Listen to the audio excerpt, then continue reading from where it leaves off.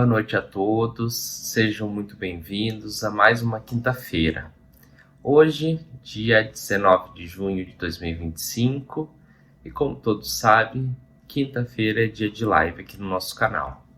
Nós somos do Centro Espírita Luz e Verdade e estamos localizados na rua Comendador Roseira, número 9, no bairro Prado Velho, na cidade de Curitiba, capital do estado do Paraná. O nosso Centro Espírita tem diversas atividades, tanto presenciais quanto virtuais. Convido a todos a acessar o nosso site e conferir uma que se adeque melhor à sua rotina. www.luzeverdade.org.br. Tenho certeza que vocês encontrarão alguma atividade que faça sentido para vocês. E para iniciar nossa atividade de hoje, convido a todos a fazer uma oração. Nesse momento, peço que nos unamos em pensamentos positivos, que recebamos essa mensagem que a nossa colega vai trazer, de modo a buscar um entendimento e sempre o significado para a situação que cada um vivencia na sua vida. Que possamos pedir proteção e equilíbrio e todo o entendimento necessário para que sigamos o nosso dia a dia. Que assim seja.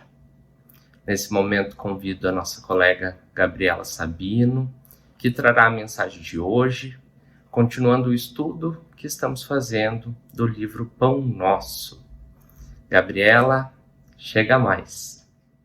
Oi, Franco, muito obrigada. Boa noite a todos. Sejam bem-vindos a mais um dia de live. Vocês sabem, aqui no canal do Centro Espírita Luz e Verdade, quinta-feira é dia de live. E estou eu aqui mais uma semana. Abençoado mês de junho, mês de trabalho. E é bacana a gente estar falando disso porque o tema de hoje é obreiros e tem tudo a ver com trabalho. Então vamos lá. O que será que Emmanuel quis nos trazer hoje com essa mensagem? Eu estudei e tentei trazer aqui para vocês, né, tudo que eu entendi, tudo que eu gostei, né, tudo que eu achei importante trazer para essa live de hoje. Esse capítulo, como todos os outros, ele começa com o versículo da Bíblia. E ele fala assim: procura apresentar-te a Deus, aprovado como obreiro que não tem de que se envergonhar. Paulo. E essa citação está no livro de Timóteo. Mas eu queria fazer uma coisa um pouquinho diferente hoje, chamando a atenção para algo que me deixa muito questionativa, acho que é a palavra. Jesus, Mestre Supremo, ele tenta nos orientar há mais de 2000 anos, sendo fonte de amor e misericórdia incrível que é. E graças a Deus é incrível, né? Porque é pura verdade. Ele nos traz a mesma mensagem de formas diferentes para que a gente possa entender. E principalmente para que a gente possa aprender os seus ensinamentos. Nós, seres humanos, em evolução, a gente é viciado no orgulho, viciado em egoísmo, e a gente sempre está em busca de uma personalização, de uma setorização, um direcionamento especial para cada um de nós. A gente tem, né, esse orgulho que tem que ser tudo para nós, senão a gente não aceita, né? Se a mensagem não vem do jeitinho que a gente quer escutar, a gente se vira contra ela. E esse é o grande problema, porque hoje nós estamos aqui estudando um livro espírita, né? Sob a luz da doutrina, mas o ensinamento é o ensinamento de Jesus, é o mesmo ensinamento que está lá na Bíblia. desde o Velho Testamento, chega novamente no Novo Testamento, é o mesmo ensinamento que Jesus trouxe para nós, através das suas vivências, através das suas histórias, através das suas parábolas, mas nós somos ainda muito reticentes em aceitar a mensagem. Então, hoje, eu como espírita estou aqui lendo, né, estudando a mensagem de Emmanuel, mas que é a mesma mensagem que está na Bíblia. Por isso, eu vou fazer uma coisa um pouquinho diferente hoje e vou buscar esse tema na Bíblia para que a gente possa linkar com o que Emmanuel trouxe no livro Espírita. Como excelente mestre que é, ele não só nos explica nos mínimos detalhes o ensinamento de Jesus, né? Emmanuel traz isso, como ele também dá para nós toda a referência bibliográfica. Essa referência que é a prova real das vivências do Cristo, que se trata, a referência bibliográfica se trata o quê? De uma descrição de um estudo científico. Então, o estudo científico aqui seria o quê? A vivência do Cristo. A prova real e a referência são os testemunhos dos apóstolos e todas as cartas, né? Todas as escrituras envolvendo a jornada divina, que é a nossa referência bibliográfica aqui dos ensinamentos de Emmanuel. Quem fez já um TCC vai entender mais fácil esse meu raciocínio lógico aqui. Por que eu estou dizendo isso?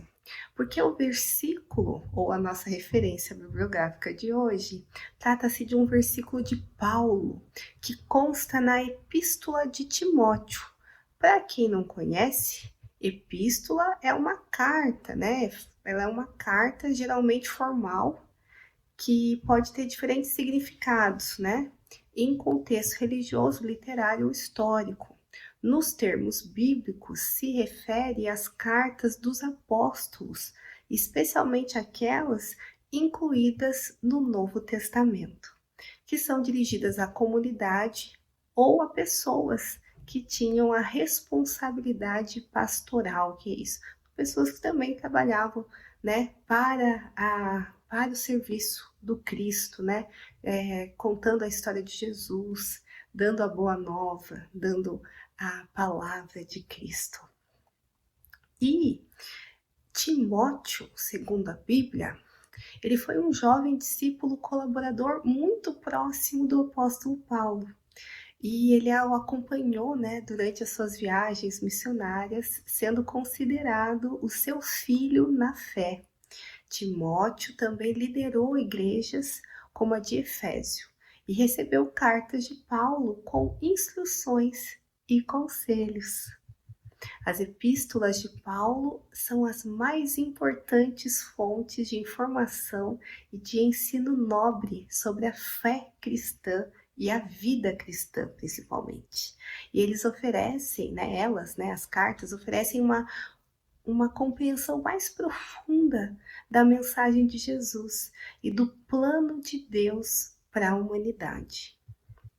Nas epístolas de Paulo para Timóteo, existem verdadeiros manuais com orientações sobre a conduta cristã e o que devemos assumir em nossa caminhada na Terra.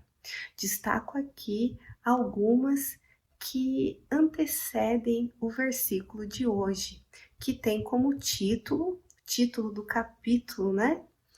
Um bom combatente de Jesus Cristo.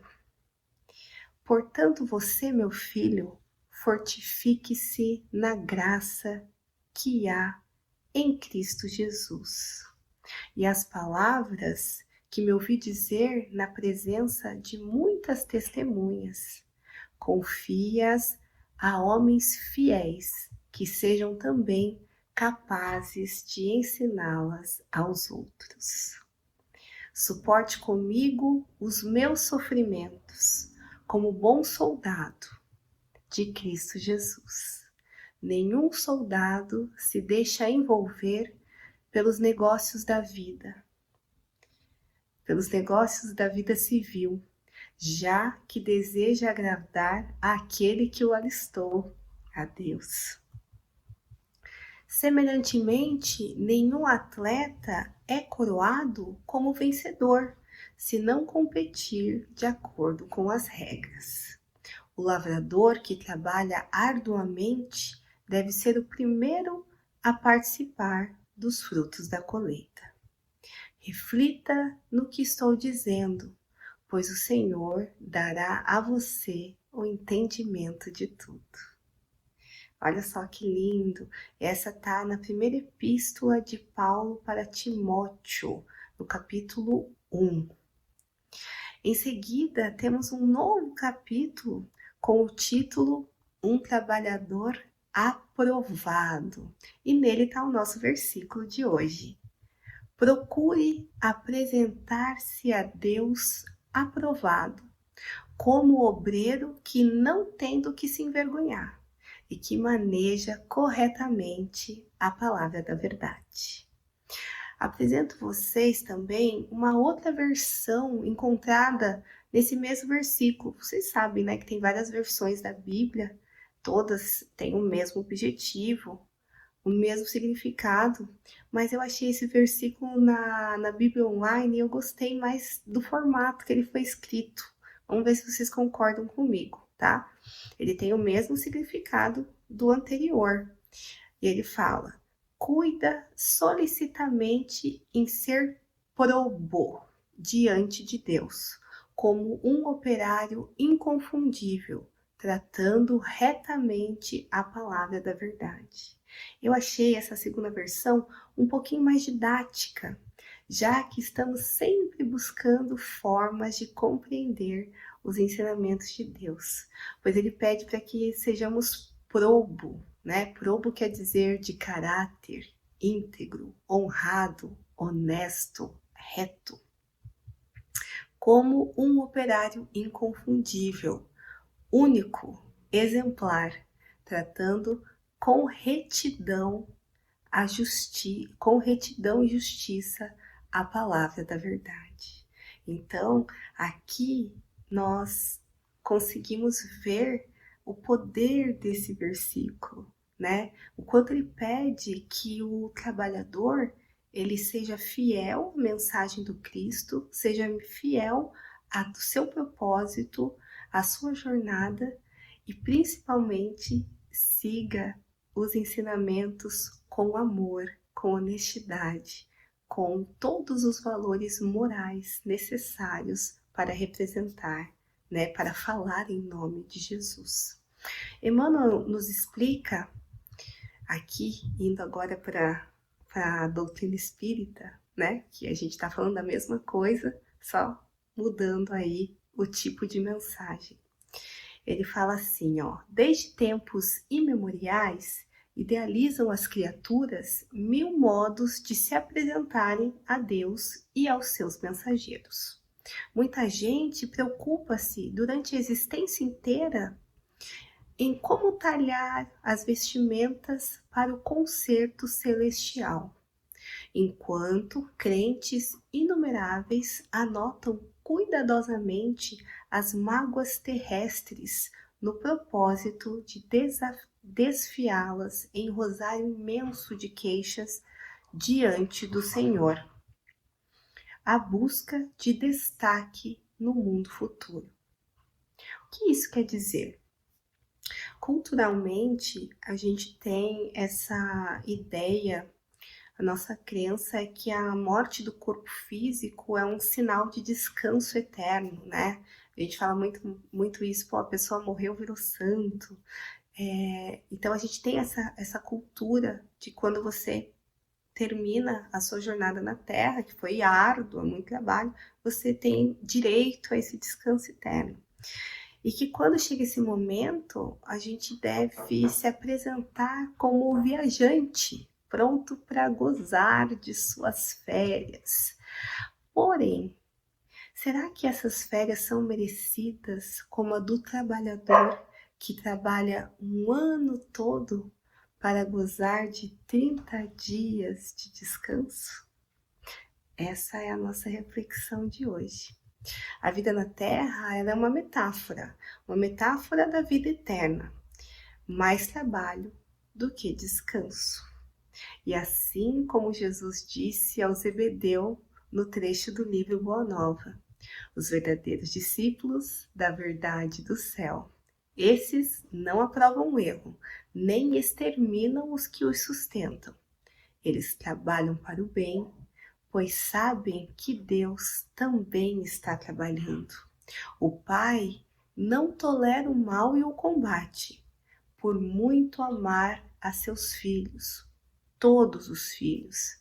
E Jesus fala: vê, pois, Zebedeu, que o nosso reino é de trabalho perseverante pelo bem real da humanidade inteira, ele fala, pelo bem real da humanidade inteira. Ouvindo os conselhos de Paulo a Timóteo, o mestre nos orientou a trabalhar para o bem de todos, trabalhar contra o mal, ter o coração nobre e trabalhar a trabalho do bem comum e contra toda iniquidade. O que é iniquidade? É tudo que é contra a igualdade, a equidade, né? O esforço para o bem de todos. Então, a gente precisa trabalhar contra as diferenças sociais, contra os preconceitos, contra as mensagens de ódio, contra a mentira, contra a desonestidade, contra as injustiças e por aí vai. Tudo que separa e promove a desigualdade humana, nós precisamos lutar contra. O Evangelho traz consigo o fermento da renovação, e cultivando bem, a terra será para nós um glorioso campo de batalha. Não repousaremos até o dia da vitória final. Essa é uma fala de Jesus, encontrada também no livro Boa Nova, que destaca o trabalho contínuo até que todos estejam bem, até que toda a humanidade esteja salva. E assim Emmanuel confirma, já no livro Pão Nosso. A maioria dos devotos deseja iniciar a viagem além da morte com títulos de santo. Todavia, não há maneira mais acertada de refletirmos em nossa posição com verdade, além daquela em que nos enquadramos na condição de trabalhadores. O mundo é departamento da casa divina. Cátedras e enxadas, cátedras são títulos de estudo, né? Títulos acadêmicos. Então ele fala aqui, ó, cátedras e enxadas não constituem elementos de divisão humilhante, e sim degraus hierárquicos para cooperadores diferentes. Então, cooperadores trabalhando juntos somente em níveis hierárquicos diferentes, cada um com seu talento, cada um com a sua aptidão. O caminho edificante desdobra-se para todos. O caminho de trabalho é para todos. Todo trabalho tem sua função, todo trabalho tem o seu valor. Aqui abrem-se covas na terra produtiva, ali manuseiam-se livros para o suco da inteligência, mas o espírito é o fundamento vivo do serviço manifestado. Classificam-se os trabalhadores em posições diferentes, contudo, o campo é um só, o trabalho é um só. Todos nós temos que fazer um trabalho único, com um intuito só. É isso que Emmanuel quer nos dizer. O campo é um só. A expressão "o trabalho dignifica o homem" é um ditado popular que sugere que o trabalho, independente da sua natureza, tem um valor intrínseco que contribui para a valorização e desenvolvimento de cada indivíduo. Embora não seja um versículo bíblico específico, o conceito ecoa princípios encontrados nas Escrituras, como a importância do trabalho na criação e o dever de sustento próprio e da própria família. Então a gente vê aqui como o trabalho é agente transformador. Impossível a evolução sem o trabalho. Impossível que cada um de nós trabalhe separadamente com objetivos diferentes. Nós temos que trabalhar juntos com um mesmo objetivo. Esse é o quê? É o bem comum, é o bem de todos, é o bem da humanidade. Assim, a gente consegue essa evolução, né? Porque é muito importante a gente sempre falar sobre isso. A evolução, ela não é individual. Nós nos melhoramos individualmente para que tenhamos a evolução coletiva. O mundo, a sociedade só vai melhorar quando cada um de nós estiver trabalhando para isso, para o bem comum. E para finalizar aqui, Emmanuel nos alerta.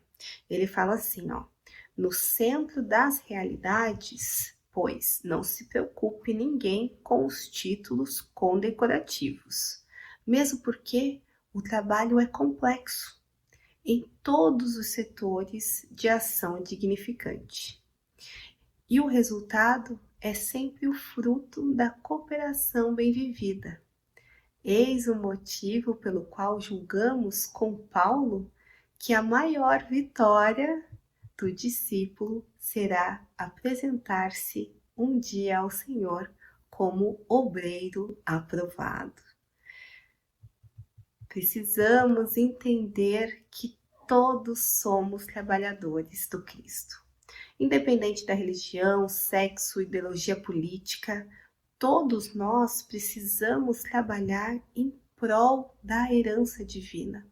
Ao invés de focar nas diferenças, a gente precisa identificar e buscar os objetivos comuns.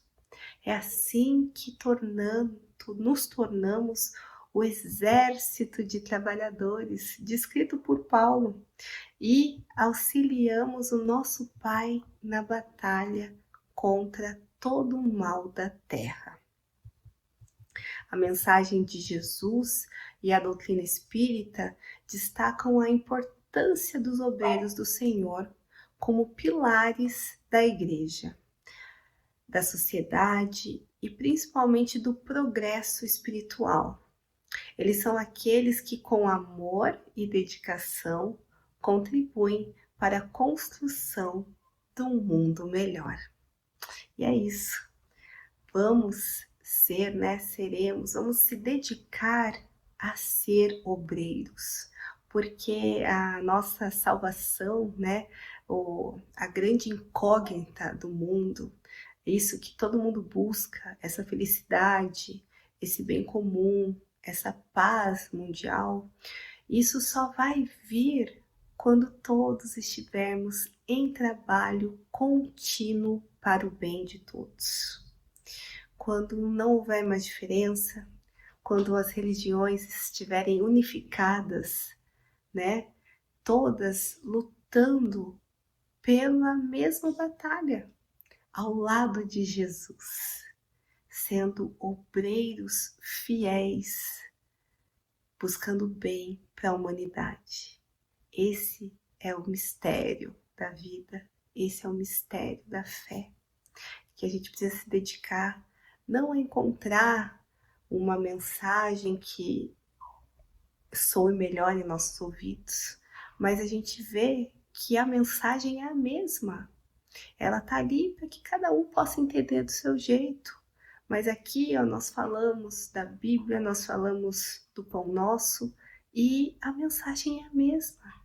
Trabalhar com amor, trabalhar com dignidade, trabalhar honestamente, sabendo que o que você quer para você, você deseja para o seu próximo. Amor ao próximo. Tudo isso que Jesus vem nos dizendo há mais de 2000 anos.